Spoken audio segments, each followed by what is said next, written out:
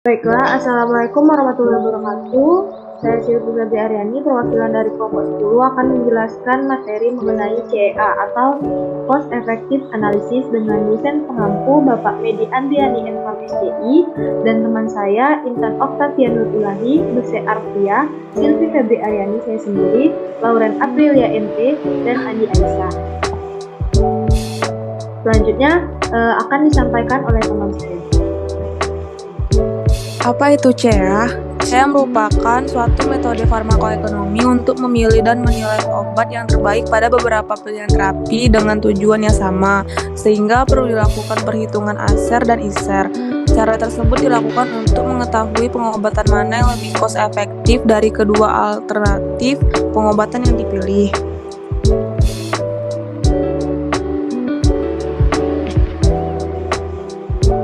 Next.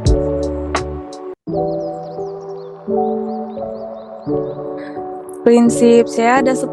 Yang pertama, mengidentifikasi tujuan dan objektif penelitian. Yang kedua, mengidentifikasi perspektif penelitian. Yang ketiga, mengidentifikasi metode farmakoekonomi yang digunakan. Yang keempat, mengidentifikasi desain penelitian yang digunakan. Yang kelima, melakukan pemilihan intervensi. Yang keenam, mengidentifikasi biaya dan pengeluaran penelitian.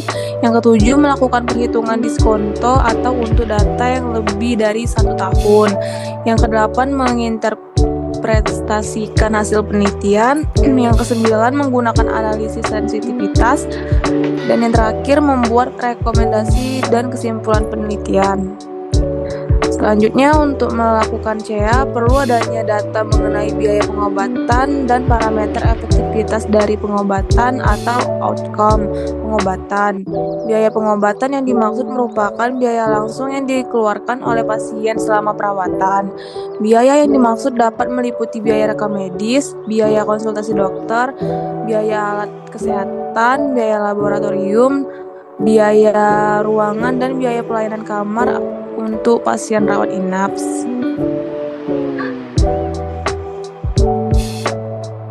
Selanjutnya ada kelebihan dan kekurangan CEA.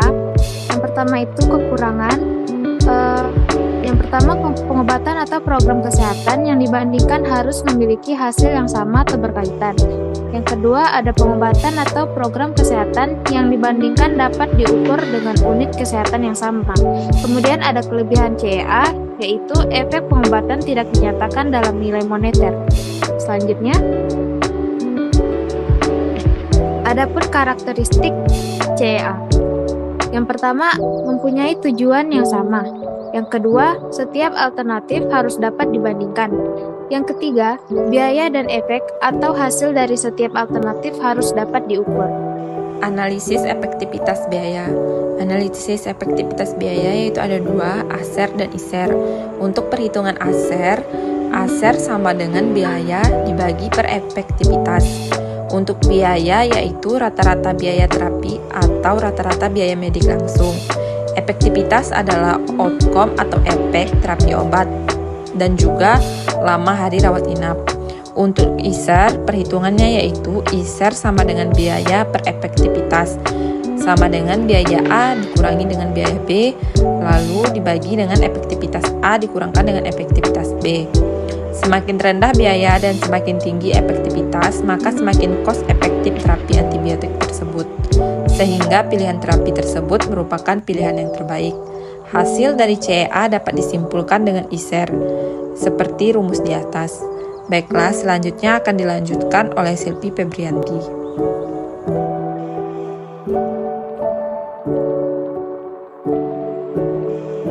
Baiklah, selanjutnya akan saya sampaikan. Tadi sudah disinggung dengan saudari Andi Aisyah bahwa ASER dan ISER itu digambarkan dalam perhitungan, yaitu ASER merupakan nilai yang menyatakan besaran biaya yang dibutuhkan untuk setiap peningkatan outcome pengobatan.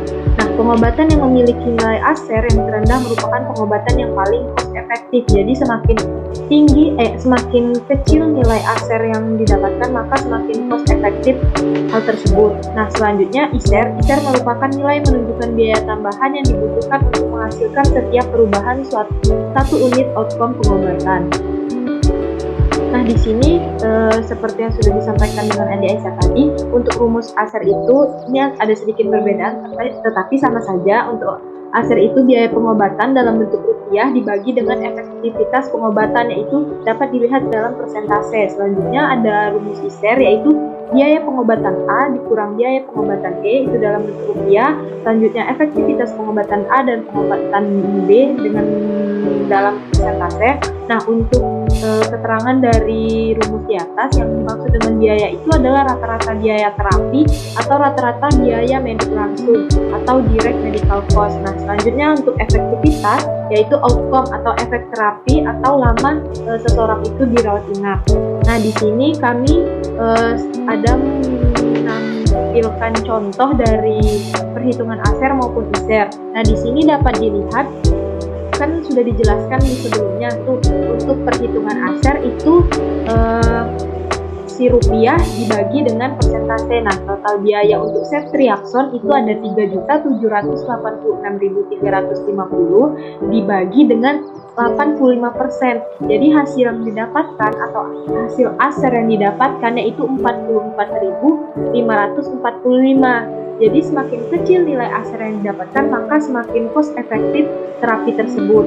Nah, selanjutnya untuk ISER, perbedaan antara ASER dan ISER yaitu kalau ISER itu dari 2 obat dibandingkan terus baru dibagi dengan persentase. Nah, contohnya ceftriaxone dengan cefatoxim. Nah, cefatoxim itu adalah total biaya A dan ceftriaxone adalah total biaya B dibagi dengan efektivitas cefatoxim itu A dan efektivitas ceftriaxone itu B. Nah, di sini jadi dapat disimpulkan bahwa 3.542.812 rupiah dikurang dengan 3.786.350 rupiah dibagi dengan 100% dikurang dengan 85%.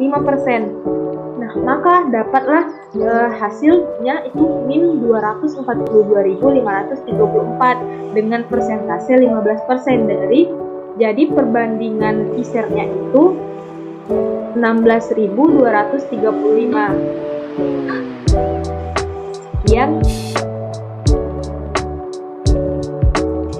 Sekian presentasi dari kelompok 10. Semoga dapat bermanfaat bagi teman-teman dan semua yang melihat dan dapat menambah ilmu bagi teman-teman semua.